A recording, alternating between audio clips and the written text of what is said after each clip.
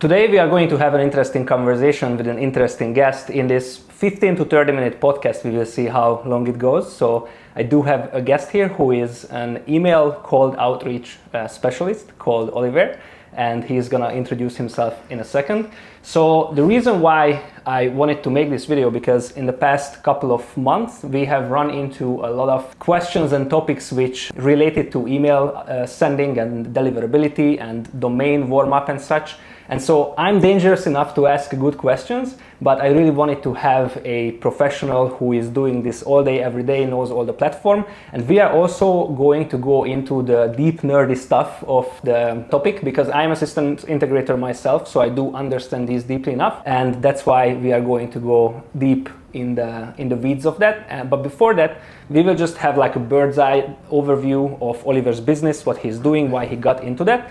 And then we are going to go into the nerdy stuff. So if you are here for the details, then search for the time codes below. If you are interested in the whole story, then just stick with us from the beginning. So Oliver, I'm giving you the word. How would you introduce yourself? Cool, thank you for having me. Thank you for being here. Yeah, thank you for having me here. My name is Oliver. I run a cold email outbound lead generation agency. I've been doing it for a year and a half now. We have a team of 4, so it's myself, my business partner, Charlie. He heads up the sales and just sort of business development for us and just new client acquisition. I deal with all of the client service delivery and back end. I do quite a bit of operations at the moment. We're actually looking for hopefully someone to come in and step into that role and kind of bridge the gap between what's happening front end sales and what's happening on the back end with service delivery. And then we've got 2 other people who are contractors. They're one helping on the back end, both helping on the back end technically, one doing list building and kind of working with me very closely. And then one does a lot of the automations, just general technical side of things, as well as also client communication. So you could call them a bit of an account manager in that sense as well. But yeah, so we've been doing it for a while, currently at 22 active clients, I believe. And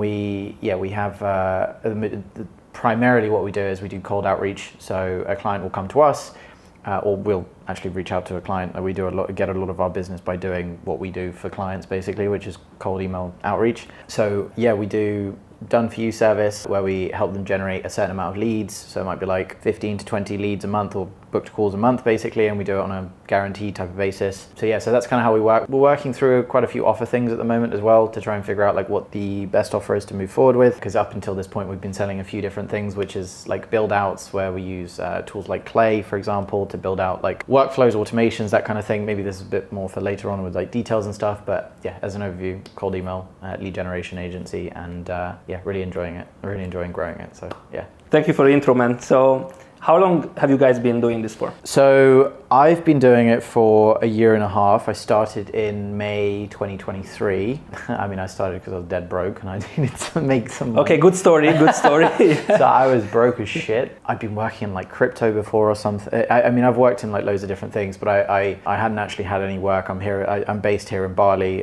My business partner, he's based in the UK. But when I started it by myself. I remember getting a couple of clients for like a couple of £100, like a couple of £100. Like it was like nothing, you know, and I would say like, I'll get you 90 appointments in like 90 days or something, or you don't pay. And then there was like a setup fee, and the setup fee was like £200 or something. And then I would get paid at the end of like delivering, because I didn't know anything or what to do, or like I was just like learning. I would end up like obviously refunding the initial part, and you know, I just like learned a lot of lessons through doing that. I've always been someone that just like jumped straight into it. Like I didn't really need to know too much about it. I just was like, okay, cool, that's a business model I could do. You know, service delivery. I've had a content agency in the past. So yeah, so I just jumped straight into it. And then it actually wasn't until I didn't meet Charlie until the start of 2024. So Charlie, again, my business partner, I'd actually been doing a YouTube channel. So I'd basically been posting about like some of the different stuff that I was working on in terms of like just cold email specific stuff, like very specific, like very, very specific, you know, outbound related, like unless you're really looking for that, you're not going to find it.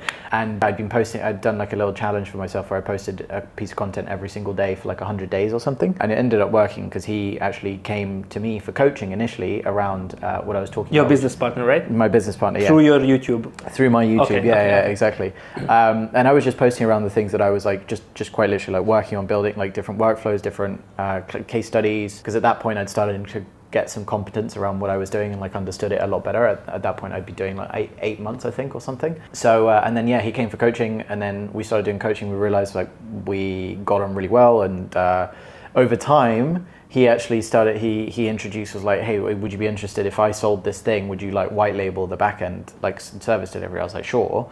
So we started off like doing that kind of relationship. And then over time we realized like, wait, hold on a sec. Why don't we just like, you're really good at sales. I don't like doing sales. I'm really good at service delivery. You don't like doing service delivery. It makes kind of sense. Like, let's just join our businesses. Yeah. And at that point, we'd known each other like 6 or 7 months, and we'd spoken like most days, and we're like, okay, cool. Like, we have a pretty good relationship here. Like, I trust him. And then he flew out to Bali from the UK, so we could spend like a week basically like just running through like strategy and just understanding like what are we actually going to do? How do we do this properly? And then since then we set up the new company, and we basically like merged the 2 businesses that we had. Then we went away to Europe for just like a brief period with our girlfriends, like individually and stuff. So it was a little bit less work, a bit of a holiday for like a month. And then when we got back in, I mean, quite literally in September, because we joined forces in July, August we were away.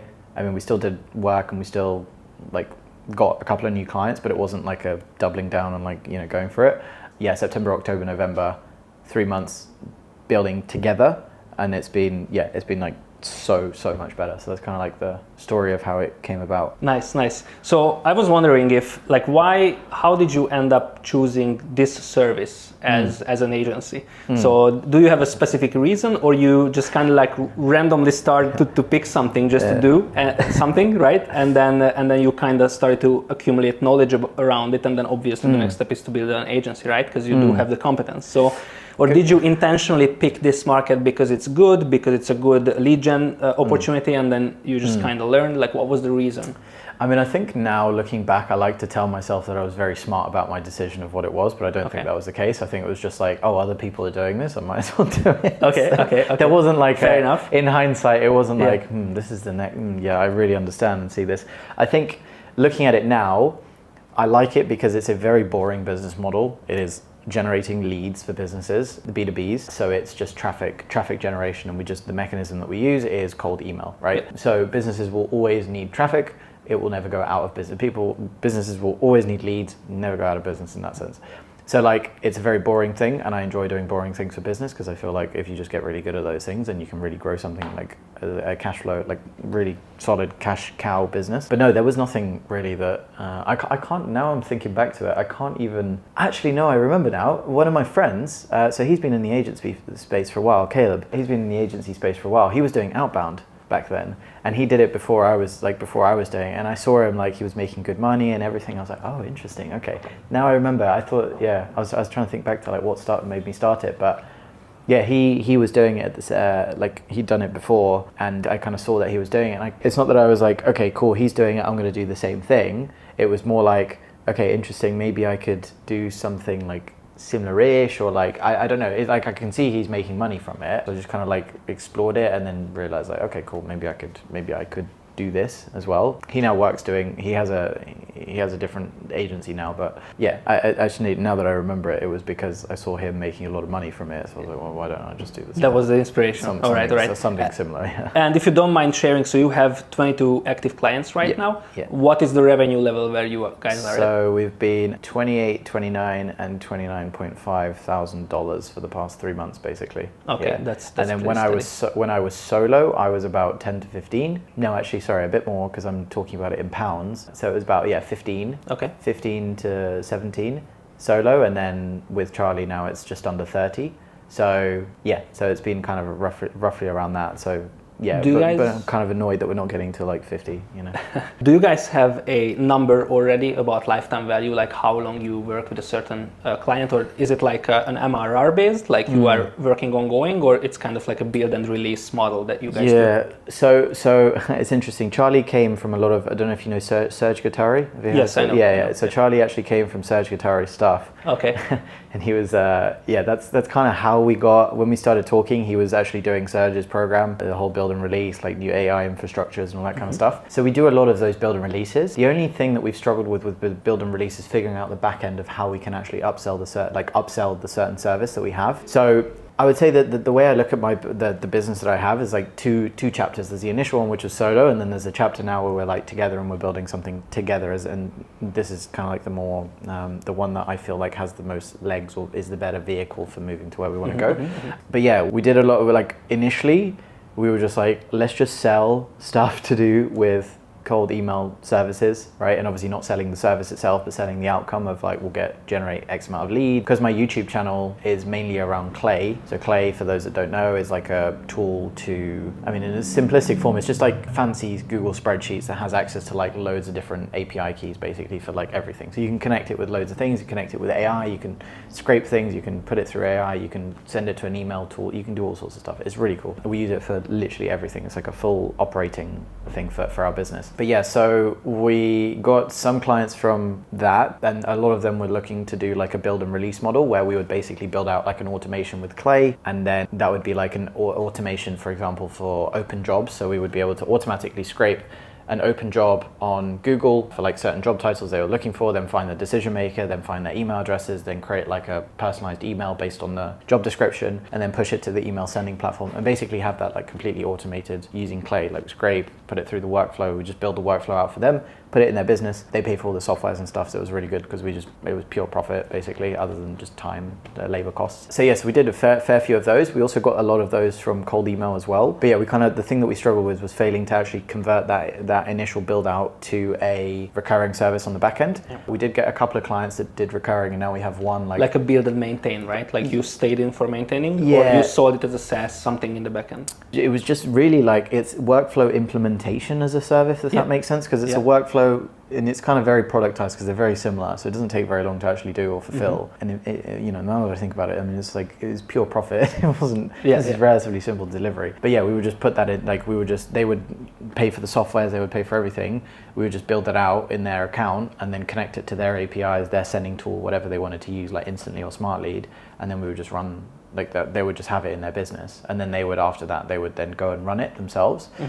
In hindsight, probably would have been better to maybe have some aspect of support on the back end as or consulting or something on the back end. But I think because we had a lot of confusion around, not confusion, but trying to figure out what is our offer that we need to double down on, because I'm a very big proponent of one offer, one channel, just double down on it and do everything that you can, and you can get at least to like 100K like with that. So that's why we've kind of gone back to the drawing board, and we're like, do you know what, we just do a pay per call basis. We charge up front for the pay per call, and we just run that and do that basically. So that's kind of what we're running with right now. But we have got also some done for you clients where they just pay us like monthly, and we'll set their email infrastructure up, we'll send the emails for them, we'll generate them leads, meetings, and so on. So there's a couple different moving components with that. So it's not again, like that's also another aspect that I'm trying to like streamline in my head, because it's messy, you know. It makes money, but it's like it gets to a cap where you're like, okay, cool, now the service on the back end, we probably need to hire someone to help build out the service to support me to do that side of things, like on top of who we have. So yeah, it's just trying to figure out like those kinds of things basically. It's like the next step to get to 40, 50, 60 and so on. Yeah. Nice. You have acquired your business partner through your YouTube channel.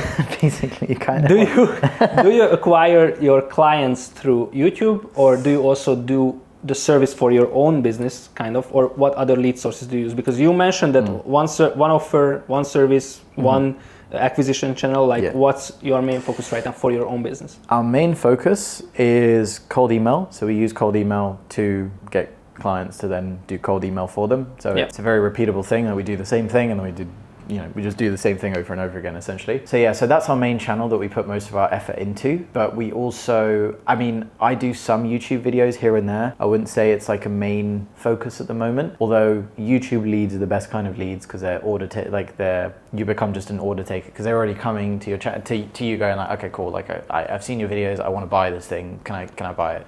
Whereas YouTube builds trust a lot.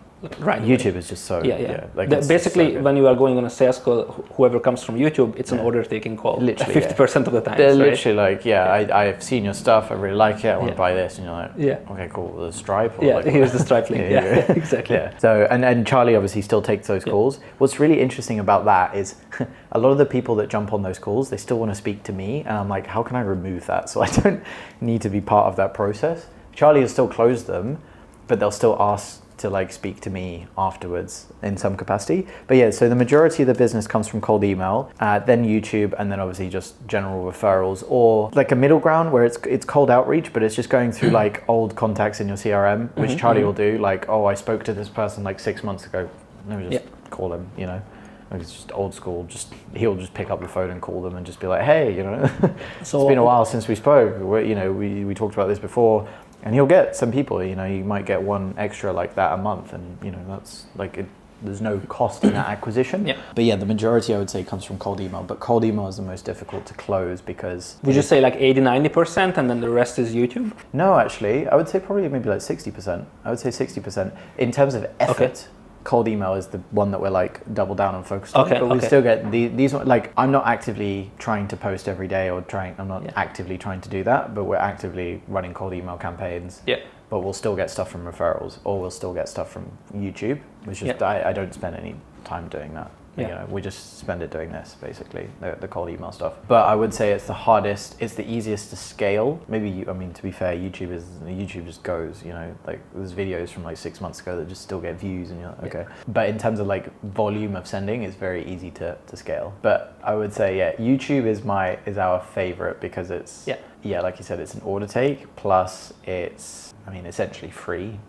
So, there's no acquisition cost in that. The time that you spend, and if you like have an editing team or something, but I don't even have that. Exactly, and this is what I wanted to say, and that's why I asked a lot about your YouTube now, is that I really do like the way you build the channel, because if anyone would go to Oliver's channel, we are gonna link his channel to the description, and this video might be also on his channel if he wants to post it. And so the reason why I really like it, because you basically have 0 thumbnails, no editing, no nothing. All of them is a Loom video. Yeah. So, from traditional point of view, if you check out like a Mr. Beast, channel, you would consider this ugly. Yeah. But the reason why is because, and also I build the same way, mine, is that we are not content creators with a business. We are business owners with content and influence, right? It's just a traffic strategy. Exactly. Yeah. And so I really do like the way it's structured. And, I just watched that a couple of days ago before our conversation. Yeah. And I'm like, this is great. I love it. There are no thumbnails. You have 1.8K-ish subs. Yeah. And then I think the oldest video is like 1 year old or something. Something like that. So it's just consistency. It's just valuable content. Yeah. And then these are basically assets that you create once. And then, as you said, there is no editing team because it doesn't need to be fancy. No. And then you just post it, and then 6 months later someone might convert from that. So I understand why you say you like the leads the most coming from YouTube. Even though it might not be like the biggest acquisition channel, if you will. So I do like the channel in that sense. It's like Hormozy talks about it. It's like quantity first, so you can figure out what kind of works, and then over time you start to figure out, okay, cool, I can see like this video got 2K views and this video got this many views. Yeah. You don't need many views like at all. Like you literally don't. It's like we've had videos where had like 20 views and someone will book in a call and it's like specific on the like it's exactly who the video was for, and it's like cool. It will find the right people in that sense, and it's really just like I just show what we're doing, what's working, what's not. I just show here's a workflow we built out, and like here's the results from it, and like that kind of thing. Like it's very basic. I'll just talk through like this is the reasoning behind it, and how you could do the same thing. Like and this is what builds trust when you talk about the doing for like 30 minutes at a time, right? And the exact use cases, client interviews maybe and such. So exactly that. I think definitely want to focus a little bit more on the case study side of things now and get some more client interviews. So I've actually got one tomorrow. They've been a client for like a year now. Been generating leads for them like basically consistently for the whole year. So it's been like a really good relationship to have. But what we're trying to do, so I do want to go back to YouTube and double down on YouTube. What I'm trying to do is just make sure that our cold email system is as dialed in as possible. So we have spent actually recently quite a bit of time figuring out because the way I look at it is there's 2 elements, or there's 4 elements of cold email, right? Just in terms of like basics. So you've got deliverability, you've got messaging, you've got list building, and then you've got inbox management and conversion of those leads, right? Okay. So deliverability and the email infrastructure is the inboxes and domains that you need to set up to be able to send however many emails that you want to send. But once you have the data, you can understand, cool, if I send this many emails, I get this many responses, I get this many people booking in, and I get this many sales calls, and so on and so forth. Once you understand that, then you can scale it as and when you need, and so on. So that's the infrastructure, and then there's the lead list building, which is essentially like, cool, I want to target CEOs and founders of businesses this size and so on, right? That's becoming a little bit more difficult to do in the sense of everyone just uses basic filtration on like databases like Apollo, and they'll pull a list and then they'll go, okay, cool, I can reach out to these people. Now the market is becoming a lot more sophisticated. The tools are becoming easier to use. So because the tools are becoming easier to use, the market is becoming more sophisticated. Depending on which market you go after, it becomes so much more easy for someone to just set up a campaign and run it, right? But then that means on the back end, there's an incredible saturation and oversupply of cold emails that people are receiving. So therefore you need to do more work on the front end to basically stand out in your messaging. And that's where tools like Clay again come in, because it allows you to like personalize the emails and messaging basically at a larger scale by using AI. Because for example, you could like scrape the website, and then on the website you can find the client's case study, and then you could find the client's case study, and you're doing all that with AI, right? With AI agents and so on. So it's really cool. You can get like all sorts of information, and then you can filter those lists and make them really specific, and then you can reach out to them with like very relevant, very targeted emails, right? And then that obviously ties in with the copy and the messaging of what you're actually saying in the email itself, right? You can either go down the route of direct offer, so it's like, we'll help you get this result, and here's some like proof of results, basically here's case studies with like, would you like to see some more information, like that kind of structure for an email. Or you could go in with like a lead magnet, like a value up front, like, hey, I put together this list for you. Like what we used, something that works incredibly well, is we'll reach out to a business and we'll say, hey, we put together let me talk about that actually a little bit, because it's worked really well in the past, which is, so it's a lead list strategy, right? And this is how we'll go and acquire clients, or what we've done in the past for acquiring clients, which is basically we'll scrape their website to find current clients that they're working with, or like previous case studies or whatever. So I don't know, on their website, they're a marketing agency. We work a lot with marketing agencies, and they'll say like, I don't know, they work with Nike and BMW, for example, right? So we'll say, saw that you recently worked with Nike and BMW. Would you be interested if we built you, or not would you be interested, we built you a lead list of 100 similar companies and decision like CEOs or marketing managers or whatever, right? And we're getting that specific information, the variables, from using Clay and doing research on the company. So we understand, who are they targeting? Who do they sell to? So do they sell to CEOs? Do they sell to marketing managers? Do they sell to brand managers? We can create the email really targeted towards that. And then we say like, we built you a list, would you like me to send it over? It gets incredibly good response rates, like usually around 1 in 50 to 1 in 100. For every 50 to 100 emails that we send, we get one person saying like, yeah, please send it over. And then from Is that considered a good response rate? Yeah. Okay. So I would say the average for cold email is probably around 1 in 350. 1 in 350. Yeah, okay. It's around average, depending on like different, and there's obviously loads of different industries and everyone differs, but on average, around 1 in 350, give or take, for a positive response. And then on the back of that, what we do is we then get that response come in, we then build a lead list based on that. The lead list takes relatively short to build, and we'll just have someone build it out, or myself build it out. I mean, I want to remove myself from that, but and then we'll send it over, and then we'll we'll try and book them into a call basically. And the conversion rate on that is 1 in 4. We'll usually book into a call. So we then have let's call it 1 in 100 will respond positively, and then 1 in 4 will book into a call. So now we have 1 call for 400 emails that are sent. If we're then able to send 1,000 emails a day, we then can book in 2 calls a day, like that kind of thing. So then you can understand, and it's very predictable once you understand it and once you know the numbers behind it. So that's one strategy that we'll use. But the difficulty with that one, and what we've been working on the back end, is automating the back end of it. Because like I said, you've got those 3 parts, the deliverability, you've got the messaging, and you've got the lead list, right? Who you're targeting, what you're saying to the people, like are they going to care about what you say? What do they get from your email? Right? And then obviously making sure that you land in their inbox. And then the 4th part, which is I think about 50% of the whole thing, which is actually converting the lead once they've responded into a call, right?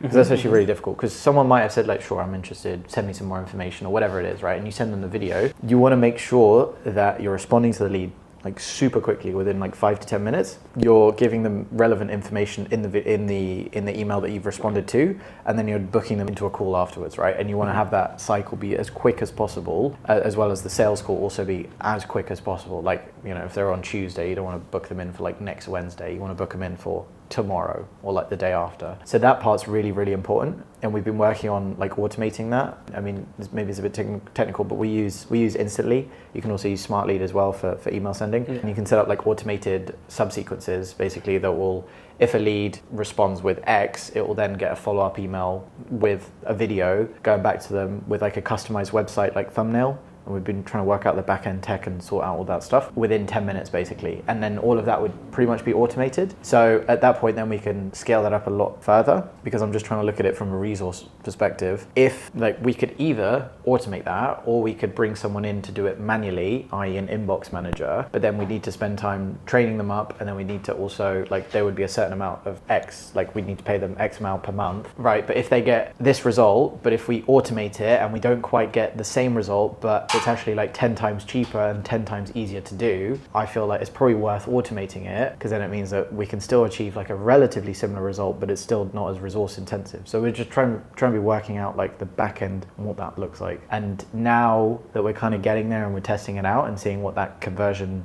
mechanism looks like, once that's done, I'd say probably in the new year, then I can double down on YouTube, because then we have that source of traffic running relatively optimized, because there's been a lot of, like, we do it a lot, but there's a lot of, like, it involves a lot of time and energy. So I'm trying to get that to a place where it involves less time and energy to be able to then free up that time to then focus on YouTube. And then we would have that as an acquisition strategy, and then YouTube as an acquisition strategy as well, and like really double down on it. So that's kind of like the focus of how I'm trying to structure the resources and put it into that, and then once that's done, put it into this instead. So that makes a lot of sense. Yeah. So before we would go into the details of like platforms and such, I'm very excited about that part. You mentioned that it, like, the results and like how many people respond positively differs on the industry and the type of businesses that you guys serve.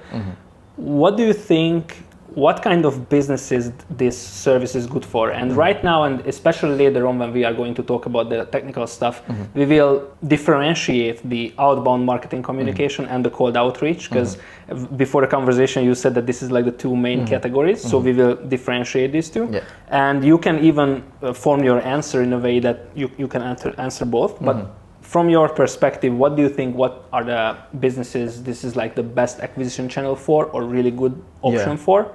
I'm curious about that. Sure. So the criteria that we normally have is, firstly, it's B2B, right? So it's not B2C, so we're not going to consumers, it's business to business. Okay. So that's the first thing, and that's the very basic. Any business really could use it. So B2B is the first one. So would you say that the cold outreach sort of marketing or acquisition channel is more like for B2B companies, and then the mass outbound newsletter type of communication is more like for B2C outreach? And then does this make sense? Like, can it be a generalized distinction, or? So there is obviously there is a difference between the two. So the way I would describe it is, I mean, one, newsletters is very much warmer traffic, right? And cold email or outbound is just generally colder traffic, right? So this is people that don't know you in any capacity whatsoever, and then this is people that have taken at least an initial step to say, sign up to something, a newsletter, you name it, and said, here's my details, I'm interested in learning more, in some capacity, right? They put that in somewhere. So they're somewhat understanding that they're going to receive information, whereas with cold email, they have no understanding, like they don't know you're going to send them anything, right? So there's a bigger element of trust there. So newsletters and email marketing, slightly warmer, can be used for both B2C and B2B, right? And I'm way less like versed in that, like I don't know much in terms of that. I know that there is a lot of crossover in terms of deliverability, and a lot of the same things that apply to cold email can also be applied. So it's a principle of the same thing. You're putting a message in front of people through a channel of email, right? It's the same thing. It's the same bloody thing. But just the difference is in terms of the warmth of the audience. These people have signed up to something. These people have not signed up to anything, right? So there's a difference there. But then, with cold outreach, it's specifically for B2B, right? So we're going after, I mean, you could probably use it for B2C. I've just never seen any success with it whatsoever, but B2B. So that's the first component. Once you're within that and cool, you're at B2B, then we look for businesses that have product market fit, right? So they have an element of at least having a couple of case studies that they've worked and generated results in a tangible that you way can use as a reference in the communication flow, right? Exactly that. Yeah. So that's one of the things, because obviously we don't have a brand new business, and we're like, that used to happen quite a bit, and we're trying to like weed that out a lot, which is have a better qualification criteria when we start working with someone. Because if you start working with someone and they're just starting a business or whatever, like they're just not going to get results. Exactly. That's the hustle period. We can't fix that. Ads isn't going to fix that. Like nothing's going to fix that. You got to fix that, my guy. Or girl, whatever. But like, just like you did that like a year and a half ago, right? So you've got to you've got to fix your messaging and positioning. Like, why should the market give a shit about what you do?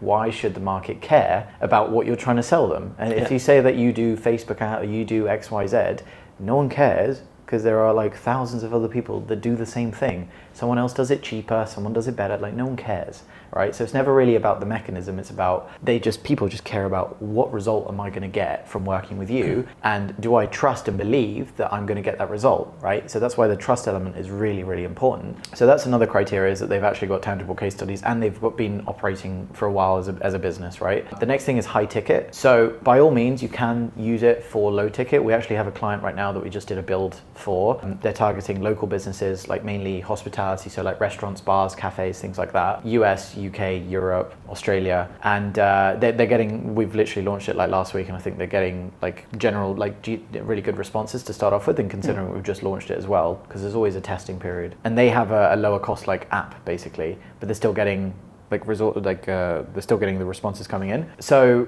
the main thing is trying to figure out the like acquisition cost for the client as well, and then what the cost per call is. So if it doesn't make sense, i.e. they sell a service that's like $400 and they make $400 from a client, like we charge like, you know, like 3, 4, 5,000 plus.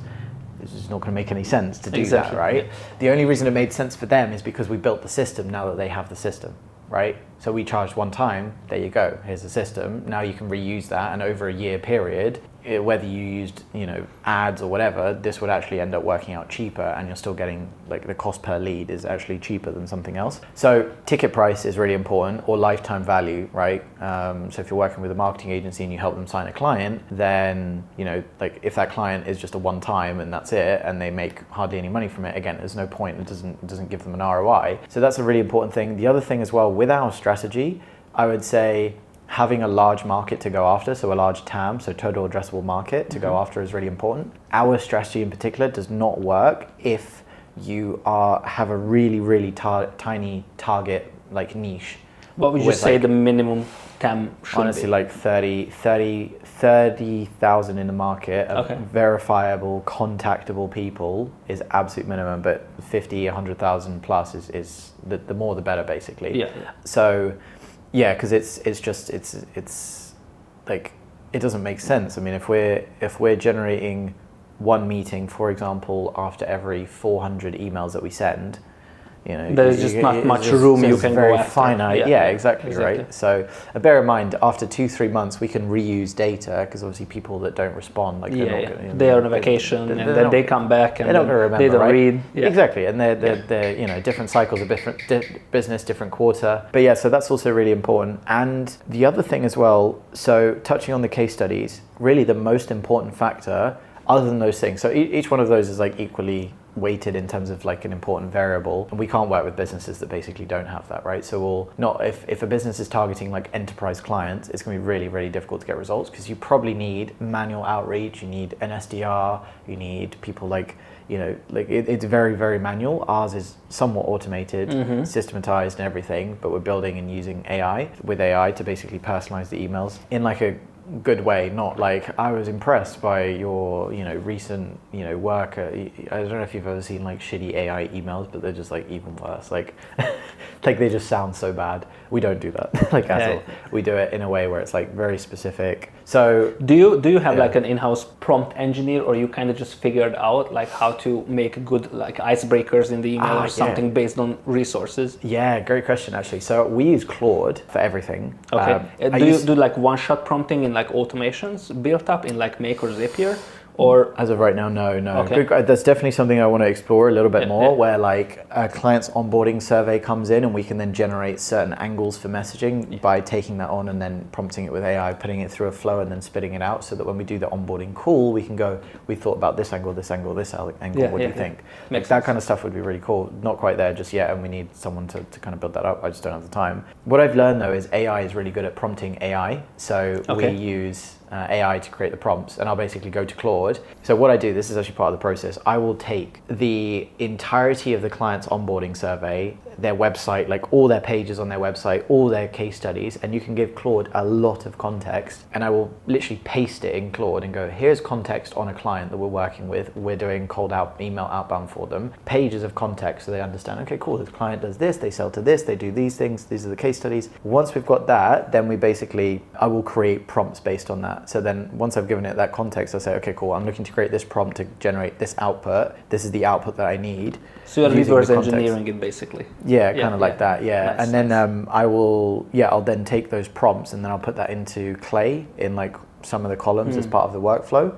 And then that will help me then generate some of the prompts to create the relevant specific parts. But a lot of the prompts we have as templates anyways within Clay that we reuse over and over again, because we reuse most of it's a relatively similar, it's like structure. That's nice. And I think we are kind of like turning into like the details. So I think we can go over to these already. Yeah. So why do you use Claude instead of ChatGPT? That would be my first question. Good question. Yeah. So the only time I use ChatGPT, so within Clay, we have our 2 API keys. We have one connected to OpenAI for GPT. We use GPT-4o Mini because it's the cheapest and most effective at 90% of scenarios. We also use Claude, which is Claude, for mostly like the writing of the copy parts. We don't use it to write the whole thing, we just use it to write snippets, like I said before, in the variables. But the reason I use Claude over GPT is just because it's less robotic. Like it's just less robotic. It's a better copywriter. It sounds more human, more natural. ChatGPT is like just rigid robot. I've come to the same conclusion because we also switched over to Claude in copywriting processes. Much I was just curious what would you say why. But I have the exact same answer. Literally that. It's like it's more natural. It's it's good in that sense. The only thing that you can't do with it, annoyingly, is search the web. So if I ever need to search the web, we'll use ChatGPT and then put that into Claude. But bear in mind, this is all outside of Clay. When we're within Clay, we mostly use ChatGPT because we use 4o Mini, which is like incredibly cheap, and we can run like a list of thousands. So for example, one use case, we're working with an education recruitment company, and we've got a partnership with them, and we're basically they've given us a massive list of 37,000 contacts from their CRM of like schools basically around like the London area, right? With like the teachers that work there. And what we had to do was we had to verify that list, right? So we used a couple of workflows within Clay, verify, catch-all verification, all that kind of stuff. But then what we did now that we're doing is we're trying to find new data. So a lot of that data that they gave us is old. So from the 36,000 contacts that they sent us, we managed to find 27,000 like verified contacts because it's old data. So we verified it, and we're using that. We're reaching out to. We're gonna get into verifications as well because I already have a ton of questions in my head as you were telling the story. So if you are watching, don't worry, we're gonna get into everything. Exactly. So, but what we're doing now, and this is where the use case of, I mean, you can use Claude if you want to, but we use GPT just because it's so much cheaper. 4o Mini is like incredibly cheap and it does most of the tasks. And basically what we've done is we use an AI agent. So we have the website of the school's website. Let's say in this initial list, we've got like one teacher per school, for example, right? Like one teacher per school. And obviously a lot of schools have lots of teachers that we can reach out to, right? We don't want to just reach out to one teacher. We want to reach out to like multiple teachers, right? And we want to try and find more contact information from all the teachers that are available. So we've got this initial list of 27,000. We're like, okay, how do we find more teachers? And do it in like an automatic way. So this is where you can use something called Claygent, which is basically an AI agent. So you feed it the website URL, the school's website, and then it basically goes on the website and we prompt it roughly like, hey, find us schools, teachers at this school. Like just give us a list of all the teachers at this school with their job title. Like this is the head teacher, this is the head of maths, this is the, yada. It will then go to the website, it will pull that information, structure it, and we push that into another table so we can structure the data. And then after that, now we initially had one teacher per school. Now we've got like 5 to 10 teachers per school, right? And then now we can find their email addresses and reach out to them. And we do that like, I think to do a list of 27,000, it like costs $10 or something. It's like so cheap. If you asked someone manually to go to every website, a VA, to go to every website and to pull a list of all the school teachers and then to find their contact details and email addresses for a list of 27,000 people.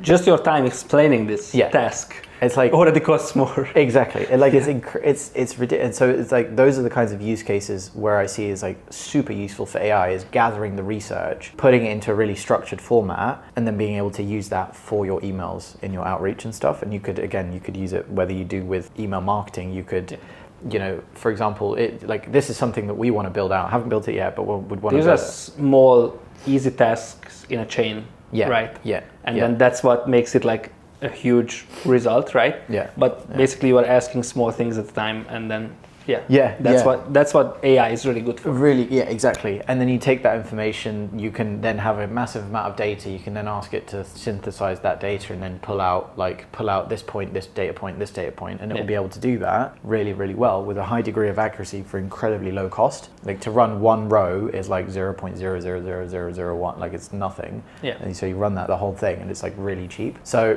that's one of the ways that we might use AI and how we would use it as part of a workflow. That, again, going back to the original thing, that's where we use like GPT because it's just analyzing data. But then when it comes to the copywriting bits, we'll normally use Claude and we'll use either Haiku or Sonnet because they're different models. Haiku much cheaper, Sonnet if you want better quality stuff. Just depends on the lead list. Obviously, if it's like a massive lead list, and it ends up costing like quite a bit of money if you want to go through the entire lead list with Sonnet. It's just more expensive. So that's kind of like one way that we'll use AI, and it's like really working because we've got a part this was actually a perfect client. Like we upsold them onto the into like a partnership thing. Like we did an initial build and release. We set up the email infrastructure for them. We did everything, and then we're like, okay, cool. They've got like a lot of problems in their bit that we could like really help them out. So now we're doing all of their email stuff for them. And they're getting like more business than they've ever had. So which is like freaking awesome. But it's stuff like that I mean, yeah, if you had to do that manually, like my God, that would cost you so much. And so it's just like it's like a no-brainer. Like, why would you not do that and like learn how to do that? So yeah, that's just like one of the ways that we're using it. Yeah. Nice. So that's a pretty complex operation, if you will. So yeah. How do you start the whole domain verification, list verification, email warm-up? There are so many questions around this topic, I believe. And so I want to run two scenarios, basically. One of them is I'm just launching my new domain. I just have a new offer. I just purchased it. It's somethingoffer.com. Yeah. So what do I do first? Because obviously there are a lot of things. Maybe I do have some list that I can use. If I'm a coach, for example, I will probably even already have an email list or have a large social media following, and then I could turn that into somewhat of an email list, right? Yeah. But if I just make my very first website, my very first funnel, my very first offer, then even if I have a list, right, then I don't know how the open rate is going to look like. We mentioned a lot about deliverability. So I just my plan for this part of the conversation is that to kind of simplify and make the whole email sending and deliverability part in an understandable, like chain of what follows what and what are the important steps, like the catch-all verification and such that you mentioned. But let's assume that we have a brand new domain, somethingoffer.com. What do we do? Okay. And what platforms you can also mention, platforms, which one you prefer and why. Got it. Yeah, for sure. So again, just going back to the distinction between the email marketing and the cold email side. So there is a lot of crossover between the two. There are the same principles. It's domain, you're sending emails to people basically, right? Same. But with email marketing, I would say I can definitely not comment as much on that because we just don't have the experience with that side of things. But again, the same principle would apply when we're doing cold emails and we're setting something up for a client. We'll set up the domains, then under the domain, we'll set up multiple inboxes, so 2 or 3 inboxes under a domain, and depending on the amount of sending volume that we want to have, we will then set up 20 domains, 30 domains, and then we'll set up 2 inboxes per domain, so we have 60 inboxes in total. What we do and what we're actually moving to, because deliverability is getting a lot harder to manage, right, and a lot harder to actually land in the prospect's inbox. So what we'll do is we'll set up all of that infrastructure. You obviously want to make sure that your DKIM, DMARC, SPF and all that kind of stuff is like set up. In what platform do you set it up? So we actually purchase the domains usually from GoDaddy, and then after GoDaddy, we'll split them 50-50. We'll set up 50% on Google. So 50% on Google, and we do a new Google workspace per individual client. So before, what we used to do is we used to put loads of clients in one workspace, but what's happening is what we learned was one client or one bad inbox can cause issues for the rest of the workspace on Google. So now we have, if it's a new client, we put them in a separate workspace, so every single client has a different workspace on Google, right? It's a G Suite account, right? Yeah, G Suite, yeah. And then we'll just attach and link the domain and then set up the inboxes under Google, so they're Google inboxes. So that might be like john.smith@johns@, and then domains, right? And they'll be connected to the domains. That will then forward to your main website, right? So you want every single domain to forward to your main website. So if you send an email to someone and it comes up as abc.com and your website is abc.com, you want to make sure that if the other domains are like abc2.com is also leading. It's also good. Yeah, exactly. So you want to make sure it's like legit in that sense. So just like really basic things like that. So we do 50% Google, 50% on Outlook, just because we want to have a split between the two. Because sometimes there are more issues with Google sending, and sometimes there are more issues with Outlook sending. So we want to make sure that we have a split balance between the two. Some people use like private SMTP servers. I'm not as knowledgeable about that. We've never really delved into that. So we just stick to the basics. It's more expensive like that, but we would literally set 50% up on Outlook, 50% up on Google.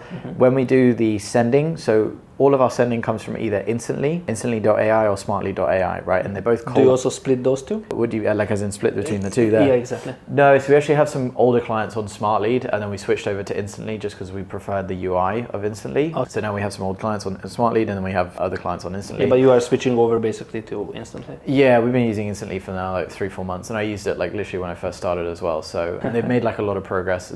So a lot of them are now pushing out, a lot of those platforms are now pushing out a lot of stuff around deliverability and like setups and all sorts of stuff. But they have there's a toggle that allows you to do domain provider matching. So if it's Outlook, it will send to Outlook. If it's Google, it will send to Google. It's just like a small thing, but it helps with deliverability. The other really important aspect of it is warm-ups. So we always do warm-ups for 2 weeks. So if we set up a client, we do warm-up for the first 2 week period, and then we gradually ramp and increase volume. So Instantly it has a feature that you can just gradually increase, and it will every day, it might send 5 emails day 1, 10 emails day 2, 50, and so on and so forth. So that's also helpful for just making sure that you're getting into it, because a lot of times when you first set up a domain, might be blacklisted for the first month as this is a new domain type of thing. And so Google or Outlook, depending on who you're sending to, might flag the domain, right? So usually you want to just give it a little bit of time to warm up, but that blacklist is not actually too important because most get blacklisted like within the first month anyways, if they're new domains. Well, not always, but sometimes. So there's that side of things. So that's kind of how we set up the infrastructure itself. And then we usually will just do the warm-ups within Instantly. Do you have a tool that you use to test the difference between like when you purchase the domain and then when you do the warm-up for a 2 week period? Like what's the actual difference? Do you have something that you actually measure with? That's a really good... Are we going from 25% to inbox to 75%? Or like how do you... That's a really good question. So the placement test, so we use a placement testing tool. So Smartlead now released a feature that allows you to do placement tests, and you can set up automatically. So I don't know, for example, once a month from these email addresses, they'll send to like randomized inboxes, and they'll basically, let's say for example, out of 10, you might place in 8 of them, and then in 2 of them you landed in spam, and it'll tell you placed in this one in the primary, and then this one you played 2 and placed in spam, and it will give you placed in spam most likely because XYZ, and it will give you like your DMARC wasn't set up or whatever it is, right? Some issue. So it's making like a testing and evaluation feedback, right? Yeah. So we haven't used a Smartlead one, but we've used one called, I think it was mailreach.co. So we just purchased credits. Mailreach. Yeah, mailreach.co I think it was, or mailreach.io, one of the two. But we might actually start using Smartleads because it's an added feature that they have on there, which, why not? And you can set it up so it's automatic. So yeah, so we've used that in the past. We'll get a technical guy to set up all the tests, and he'll just essentially go through all of the inboxes that we might have, and then we'll just do placement tests, and then we'll realize like, okay, cool, this inbox and this inbox landed in spam 8 times out of 10. Like there's clearly an issue here. Right? Or this is what you'll see, because out of those 10, it will send 5 to Outlook, 5 to Google, right? And then you can see, all of the Outlook ones landed in spam, but all the Google ones are fine, right? Okay, interesting. So we need to like figure out like how to fix that. What I would say is the simplest fix always is just set up new inboxes and new domains. The second best fix is usually just to put it back on warm up and just leave it for a little bit. So one thing that we're going to start doing, and what we have on some accounts at the moment, is we have like a subs bench for inboxes. So if we have 100 inboxes, we might send from 80 inboxes, and then 20 inboxes are just on the subs bench. Kind of like in football or whatever sport, like, when they're tired and they're not doing so well, they get off and then the other one comes on. on, and they'll start sending from there. So that's kind of how we structure it. That's the way that we've been doing it as of right now, and that's how we'll do the placement tests. What's interesting and what we want to explore now, there's been Instantly's just released their pre-warmed domains, which basically means they've already been warmed up for 2 weeks, so you can just buy them off the bat and then just start sending from those domains and those inboxes. But they have pre-purchased ones, right? Like you cannot customize for yourself. That's the thing though. It'll be like Sarah at abc.com or something, and obviously your domain is not abc.com. What we have noticed, so we actually did that with a client because there was an issue with the deliverability on one of the clients, and there was like a slowdown in volume. So of like how many emails that we were sending and stuff, and it was just like we were like, okay, cool, we need to fix this. So we're like, maybe we could try the pre-warmed domains, and they were happy to give it a go. They said that they've only had, I think, of all of the leads that they've generated, they've only had like 1 or 2 people saying, oh, this was like a different person that reached out to me or something. So it hasn't caused like too much of an issue in that sense. I think it's a somewhat good solution where, especially with the business model that we have, there's always a 2-week period. When you first sign a client, there's 2 weeks until you can send. I don't know, it's like 2 weeks of like, you obviously, twiddling your thumbs. I mean, you're obviously setting up like lead lists and copy and all this kind of stuff, but you're like, okay, the client has to wait 2 weeks to actually start sending. So what we're trying to do now is have pre-warmed domains already and just go like, cool, so client signs, we can send from day 2, like day 1, day 2, right? Instead of having to like have this wait. So they have time to value is a lot shorter. So that's something that we've been exploring. But in terms of how that might relate, for example, to like email marketing, I would say, again, like I don't know too much in terms of how many domains and stuff that you would set up. If you have something that does go bad, usually the way that we would deal with it right now is we'd just set up more, right?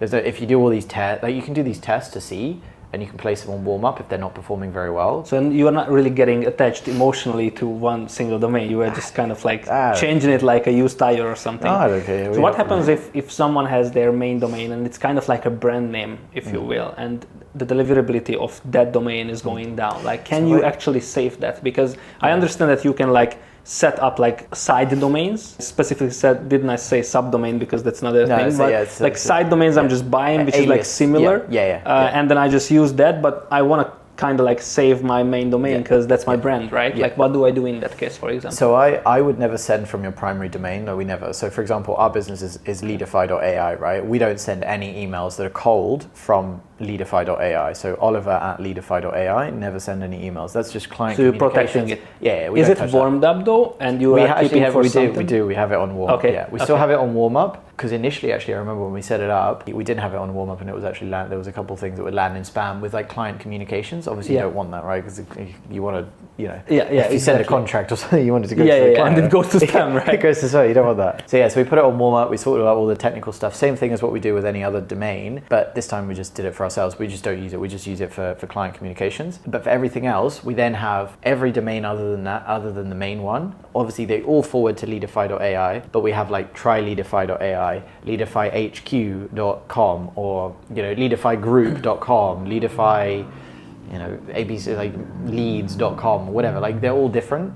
And each one of those will have Oliver at, Charlie at, and whoever else at, and then that will all forward to Leadify. So we'd never use the primary domain. So you want to obviously keep that, and you want to make sure if you're having client comms or anything whatsoever, you want to have that as good. I'd always set up alias domains and then send from those alias domains. So if they burn, who cares? Yeah, you just change it, right? Switch it. Yeah. So how would you handle?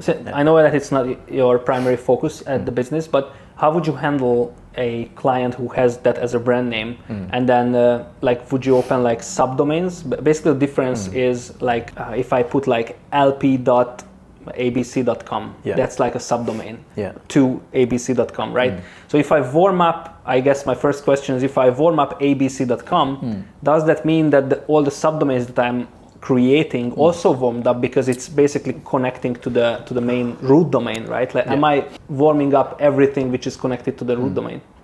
That's a good question. So I don't know too much about subdomains because we just don't use them. And the way I structure it is you have the primary one and keep that as separate, and then for everything else you want to set up the alias domains, which are this very similar but slightly different. And they are separate. So, for example, we'll buy the domains on GoDaddy, right? Or whatever, pork bun, or whatever you want to use, Namecheap, you name it. And we'll purchase those specifically, and then we'll just have them. And then we'll set up inboxes underneath them. So that's kind of how we structure it. Yeah, we don't want to mess with the first one, the primary one, and we never really touch on any like subdomains or anything of that kind of stuff. We just keep it all like separate, completely separate. So if that burns, whatever, just switch it out and use a different one. That's how we do it. If you would build up your own company's newsletter communication, how would you do that? From a technical perspective? That's a good question, actually. That's a good question. We have, I just set it up just so I could have like email subscribers that I know I will use, like, you know, do something with at some point. Yeah. But I do have that. I don't even know how many are on there. It doesn't matter right now, but like I haven't sent a single thing. But the way I would do that would be, I mean, I would either, like, I signed up with Beehive, I think it was. Beehive? Beehive, I think it is, yeah. It's a newsletter platform, sending platform. Yeah, Beehive. Oh, like, yeah, okay. Kind of like a ConvertKit or Active Campaign. Convert to Active Campaign. Okay. Same. How would I do it, actually? That's a good question. I mean, I would probably just use a platform like that actually has, because I noticed so many times, like if I go in my spam folder, like all of them they're all like promo type of newsletter things. What's actually interesting is recently I've been going through like my cold emails that I get and just marking them into like a folder so I can review them, and it's interesting to see the ones that like get my attention, which don't get my attention. Obviously this is slightly different to newsletters, but I think it still applies. What I've noticed is like anything that looks like a sales email in some capacity is just like instantly I literally don't even pay attention to it. Like if they have title, like subject lines like 50% off, and they're like, I mean, that's the copywriting part. Everyone else is in, like, everyone says that. Yeah, well, that's the copywriting part though. If you would start off and then you have your main root domain that you want to protect a lot, like would you use that? Would you buy like a separate one? Would you do a subdomain? Like what would you do? I would just use a separate one that's very similar and that forwards to that, and then just send from that. That's probably how I would do it. Okay, and then basically you can switch if that gets burned down or for whatever reason. Yeah, probably. Okay, that's how I would do it. I mean, again, I'm not speaking from like a place of like a lot of experience in that, because it's different. But I would either use a platform that has really good rates or reviews around actual deliverability that like prioritizes that, because that's a really important aspect. Because a lot of them, I'm like, these things are landing in my spam, right? Have you done your research on this already, or I know that so from what I've read, I know that Beehive is quite good at that. Okay. I didn't pick it because of that. I just read that after. I was like, oh, interesting. I mean, I don't know too much about the tools on the market in that sense. I know there's like Active Campaign, ConvertKit. I use myself Active Campaign a lot. MailChimp, you name it. I mean, I've seen people doing cold emails from like MailChimp. I'm like, what are you doing? But I would set that up separately, and I would send from that separately. That's kind of how I would structure it. I'm just wondering how you would get kind of like the inbox rotation. Would you warm that up though, instantly, and then you are starting to send out the emails from Active Campaign or Beehive or whatever you are choosing? Does that make sense at all? Like you buy the domain, you warm up it instantly, and then you use in Beehive. Does that make sense? No, I probably wouldn't structure it like that. No. Well, so what I did, I had a conversation with a guy who he has a software for helping businesses like manage their deliverability. It's for cold email, and he was telling me about a tool. I think it was, they have a client that sends 9 million emails a month, right? Which is a lot of emails. Those are cold emails, right? And they've got like 30,000 inboxes that they have. So there's a lot to manage, right? There's a lot of stuff to manage. Like, Jesus Christ, quite the operation. But they're like, if they're actually like one of the first if you type in like lead generation agency, they want to like first on Google. So like a really like large business. And what they do is, he said that they started using a tool called Warmly.io.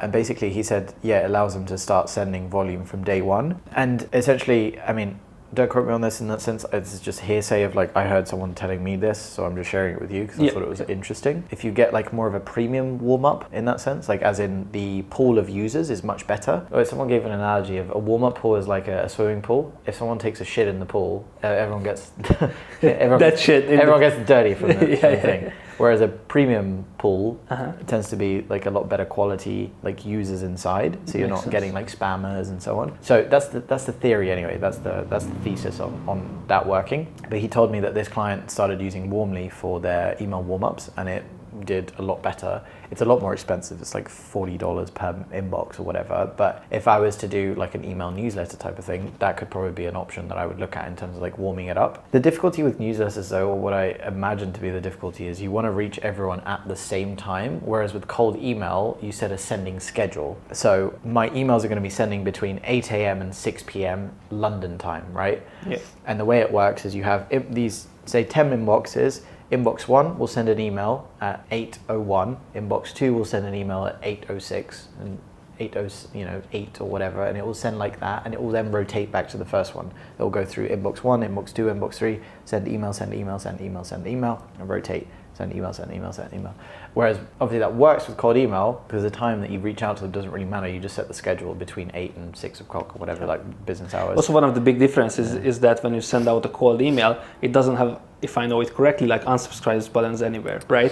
So while marketing emails does have unsubscribe everywhere. So you can add tools like Instantly and Smartly now allow you to add in unsubscribe buttons. Okay. We don't do it just because links in emails can cause issues sometimes with deliverability. Yeah. So we actually just have an opt out at the bottom that just basically says if you don't want to receive any more emails, just say no thanks or whatever, and they automatically get added to a block list to not email them That's again. smart. Yeah. So that's kind of how we do it, so that we don't have a link in the email. We also, actually one thing as well, because you mentioned open rates, maybe I'm going a bit off tangent what you asked, but we don't track open rates, so we just track the deliverability based on the reply rate. Obviously a little bit different with newsletters because that's mainly about like clicks. You want to get people to click to the next step, right? So exactly. click rate is really important. Whereas with cold email, it's more about the reply rate, or rather the positive reply rate. Yeah, right? yeah. So the metric that we track for deliverability really is the reply rate, and the absolute minimum that we're looking for is about 2%. Below, if it's like maybe 1.5%, but if it's below that, then there's usually an issue with either the offer or it's just landing in spam. And usually all of that points back to the offer, because if you're saying something to people that people care about, they're not going to mark you as spam. Whereas if you're saying something to people that they don't give a shit about, they'll mark you as spam, right? Yeah, and you can do all the and things. that's something you can't control technically, right? Yeah. That's just people saying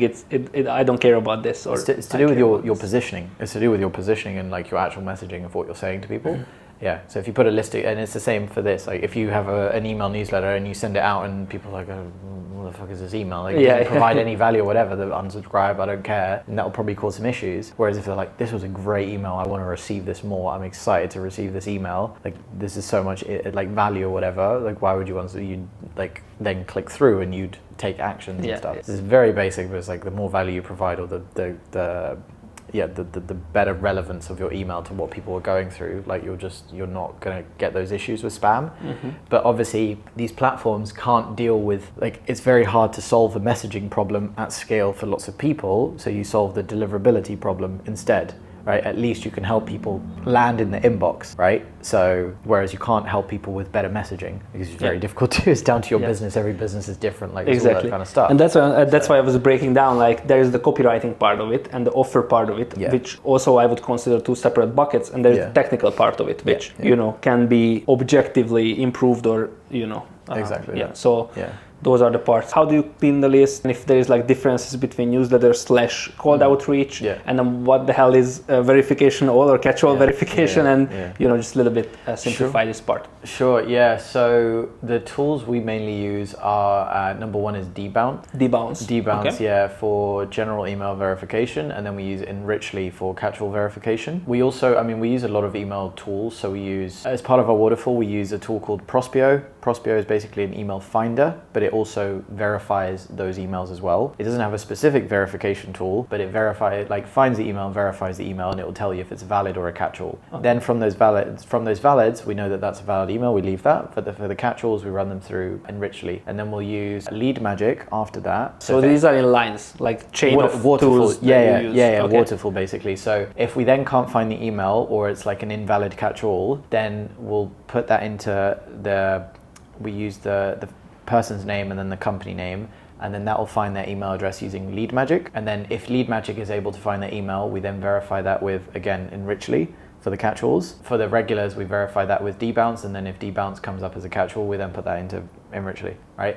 So it's a bit of a process. But we then use a third one, and then what that's doing is, say you find with Prospeo, out of a list of 100, you find like 60, then you might find like 5 or 10 with Lead Magic that Prospeo didn't find. Prospeo is like Phantom Buster? No. Phantom Buster is a scraper. Phantom Buster is a scraper for like, you can do like LinkedIn, Facebook groups, like all that stuff. Prospeo is an email finder. Email finding tool, but it also validates the emails. And then we'll use, Lead Magic. And Lead Magic also has its own verification as well. And then we'll use one called Find Email.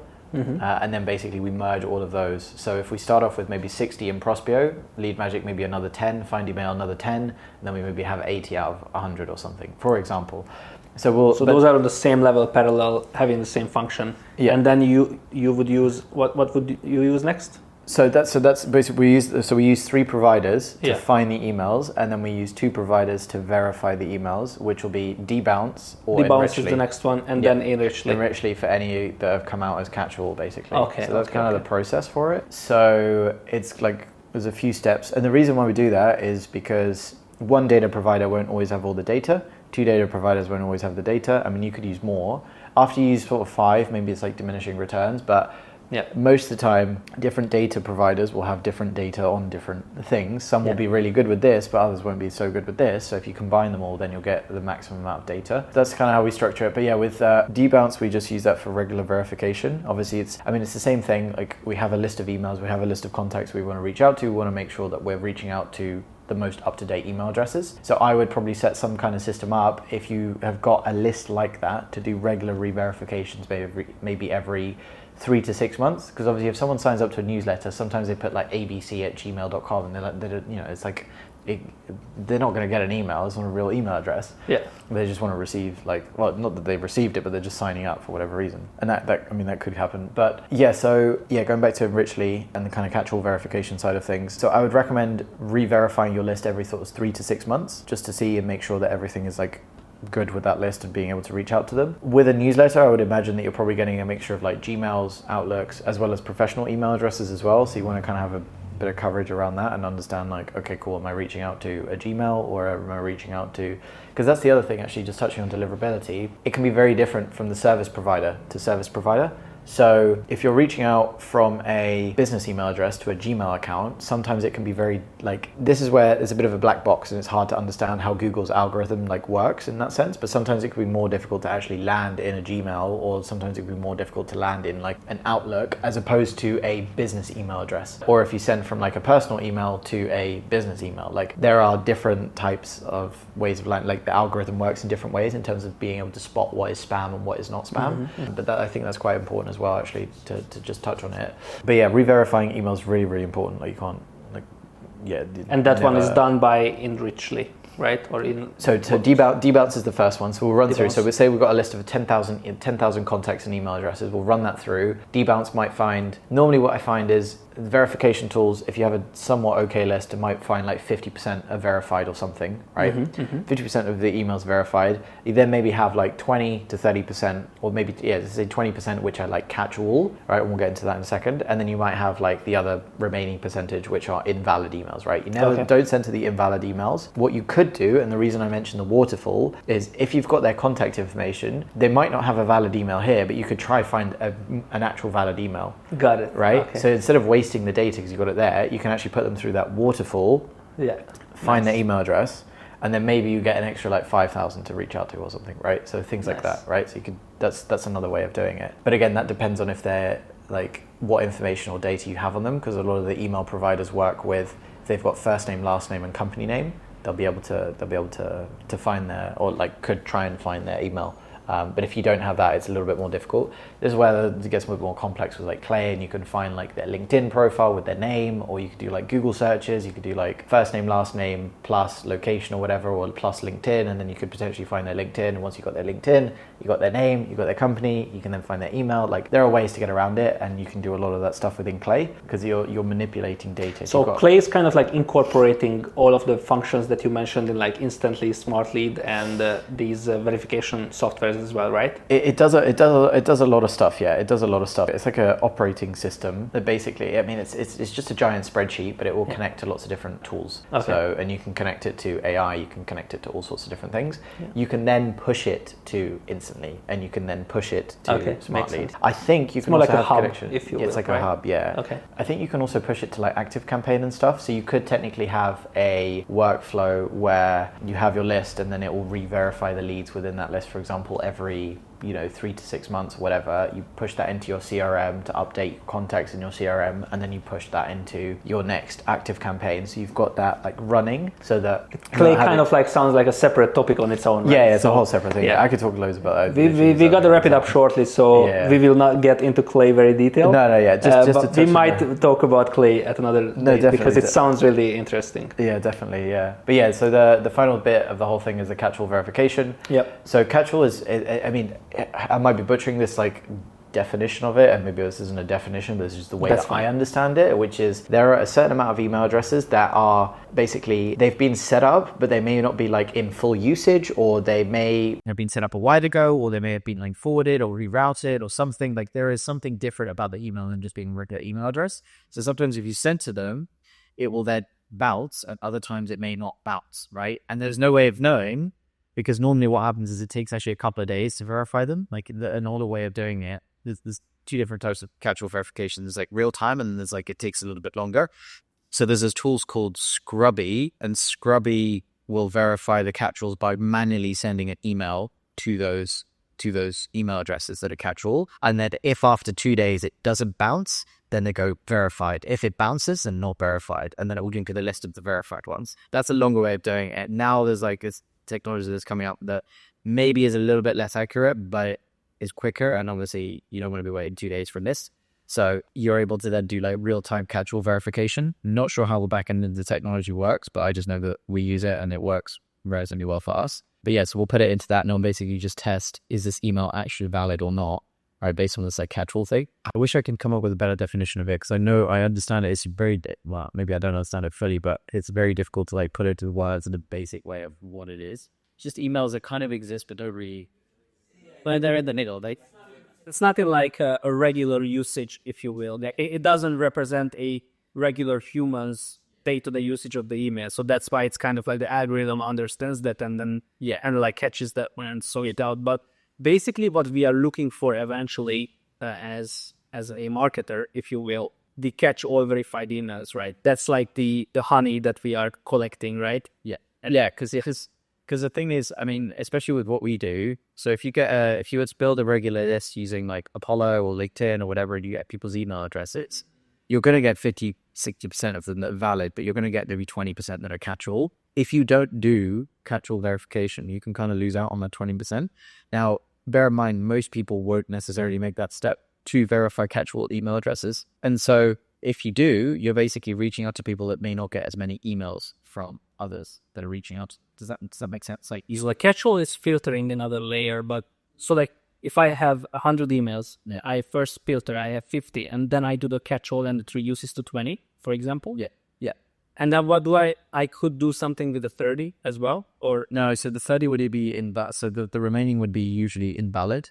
So say you get 50 that are valid, and then you have 20 that are catch-all, and then you've got 30 that are not catch-all. that are not catch-all. They're invalid. They're So you are not sending to the this is a realistic proportion, like usually, normally it's about that. Yeah. really. So like out of 100, 50 is good, and then 30% is not catch-all, and you would not use that. But it looks legit. People just don't use it, and it's not the kernel. They're just invalid email address. And then the there might be stale date, but like all this kind of stuff. Okay, got it. So that's what I find. If, for example, if we're exporting from like Apollo or any other database, then that's what we'll usually find. If you've obviously got data that you're working with, that might be a little bit different in the sense of like a newsletter where you might have 1,000 contacts. I don't know how many of those would be valid or not valid. Depends on the recency of when you got that information. If it's like several years old, it's probably a good chance that quite a few of them are probably invalid. They're not using that email address anymore, like it's gone, whatever. So it just depends on the quality of that initial data. But at least I know if we're using databases, on average, about 50% are valid from the database, 20 to 30% are catch-all, and the remaining are invalid, normally about that. So that we just add that extra step in, because if you don't add that extra step in, you're then reaching out to 50% of the list. If you add that step in, you could then potentially be reaching out to maybe 70% of that list. And then now you've got 30% that you kind of throw away. Or what we do sometimes is put them into LinkedIn campaigns. And still trying to figure out if there's call it like if that's good. Because if you struggle to find their email addresses and you've got their LinkedIn profiles, it's usually because they don't use their LinkedIn that much, right? Because usually these tools will scrape their LinkedIn to find their email address, right? On some database, normally it's on LinkedIn. So if they actually don't have an email address to LinkedIn attached to their LinkedIn, it's usually they're not using their LinkedIn profile like that much, which is interesting. But so we don't actually get that much success. We tried it for a little bit and to see what that would look like, but it was so with those, it's kind of you kind of stand up discarded, and there's not really much you can do with it unless you can figure out how to be resourceful with it. But yeah, so normally we're looking for around maybe 70% of a list to be able to reach out to the list, like on average, give or take, of email find rate But that's coming from scratch. So we've got data, and then we find their emails, verify their emails. For newsletters, I would assume that it would probably be a little bit different in that sense. It depends on the recency of the data, like I said. Yeah, where the user came from, the freebie is the paid, like exactly, the load is the paid, yeah, exactly. A lot of all different variables go into that areas of the point. But the importance there is the list cleaning. Like, yeah, that is 100% super important. And the second part is the bounce rate as well, which comes from cleaning. So the way that, and this will be the last point that I'll touch on, but when it comes to these email service providers, so Google, Outlook, right? Yeah. People's email addresses that you're sending to, like if you imagine what a spam would do, they would email a bunch of people that they don't know, right? Yeah. Which would equal to a higher bounce rate because they're emailing people that they don't know. So the lower your bounce rate, the more it indicates or tells Google and Outlook that, hey, this person is emailing people that they know, right? And then if you add and stack these variables, because each one of these variables is telling you telling Google or Outlook that this person is legit, this person is not, right? So bounce rate is one.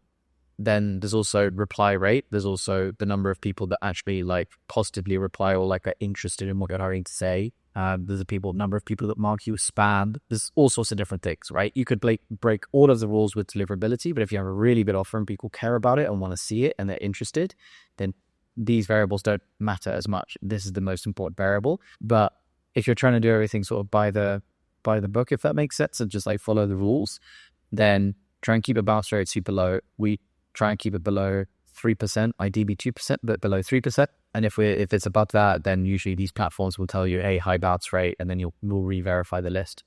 So that's kind of the process there. But yeah, you want to just do everything you can to tell Google and Outlook, I'm not spamming people, essentially. And I think that applies to both cold email as well as email newsletters.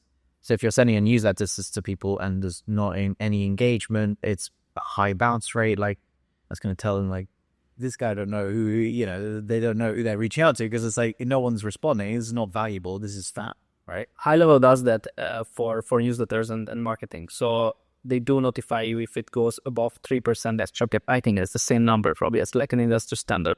Yeah, it's about 2-3% is what we kind of like. That's the benchmark. So, but that ties in verification. We want to just make sure they're re-verifying the emails like every 3 to 6 months or something. So that if you've got a list of data, it's up to date, and to keep it low basically. And then again, it's just like one of the things that you can do to make sure that you're landing and actually get responses from people. Right, that's the first part. You've got to land and there it goes. So, well, we covered quite some ground, right? So, Oliver, thank you so much. For the podcast. Yeah, I'm glad that we made this happen. So, guys, if you like the podcast, the video, we said that it's like a 15-30 minute conversation, but went along, but that's fine because I think we covered some ground and some technical and also from business perspective, we have talked about a lot. If you have any remaining questions about the topic, then just comment it down below, and then I am going to reach out or Oliver is going to reach out. So thank you again for the conversation and see you in the next one.